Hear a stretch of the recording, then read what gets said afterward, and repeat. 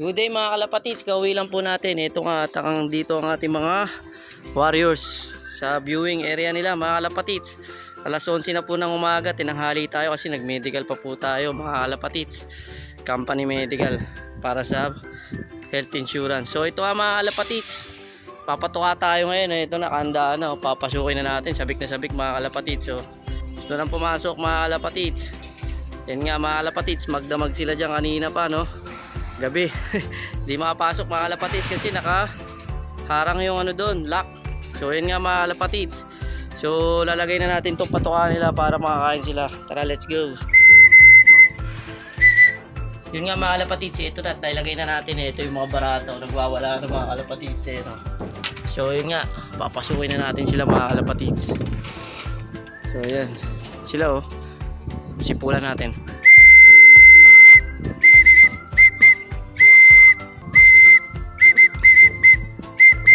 Kasabik na mga kalapatids pumasok dahil nagugutom na yung mga yan. Hindi pa nakakain mga YB oh. Tinan mo, gutom na oh.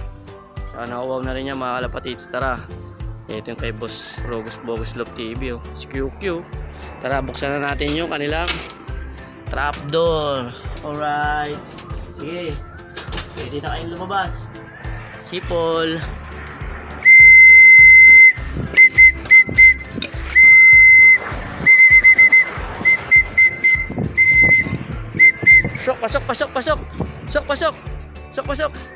Pasok.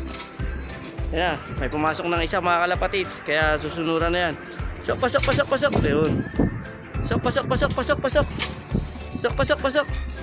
Sunuran na yan mga kalapatids, may pumasok na eh, sunod na yan. Yun. Mahuli, maubusan. Yan mga kalapatids oh. Buong, si Gupal na lang naiwan, si Gupal. Bilisan mo, Gupal, bilisan mo. Pumasok ka na, Gupal, bilisan mo. Maubusan ka. Yun, ubus na mga kalapatids. So lahat sila nasa loob na. Mga kalapatids. Ayan o, gutom mga tropa. Oh.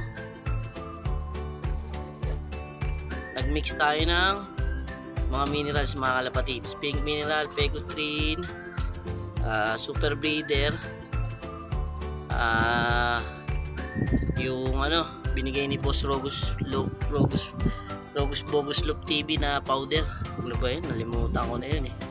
Basta secret niya yun mga kalapatids eh. Hinalo natin dyan sa Mekos. Siyempre meron din niyang Tulome Probiotics pambinder. At yung ginawa nating Fenugreek Thyme powder, Fenugreek powder, garlic na dinurog, tsaka olive oil mga kalapatids. Ginawa natin pambinder yun para malupit. So yung mga kalapatids na uwaw na to siguro kasi wala pang tubig to eh. Yan, kasama na dyan yung breeder na patuka mga kalapatids, yung mga breeders natin. Kasi kailangan ng inakayan eh. Gutom na mga kalapatids no. Nauwaw na rin yung mga kalapatids kanina pa silang walang inumin. Tara, let's go, lagay tayo ng inumin. So yun nga mga kalapatids, sagda tayo na ng tubig. Ayan, nakuha na sila kasi nga walang tubig yan mula kagabi. Kaya tinatanggal natin mga kalapatids no. So ngayon lang sila ulit nakainom ng tubig mula kagabi. Alas 11 na ng umaga. Late na tayo na kami.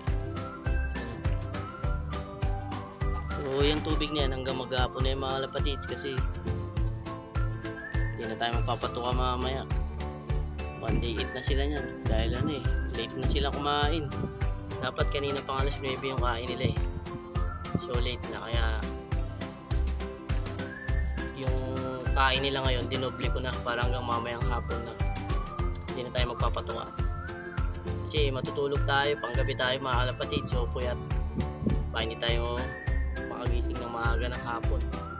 So yun nga mga kalapatid, may nakababad dyan na grits tsaka pigstone versilaga mga kalapatids. May grits din. Ayan o, babad yan mga kalapatids para sa calcium nila, para tumibay mga buto ng ating mga YB. So yun nga mga kalapatids, hanggang dito na lang muna ang ating video na ito dahil kakain muna. God bless and peace out yo.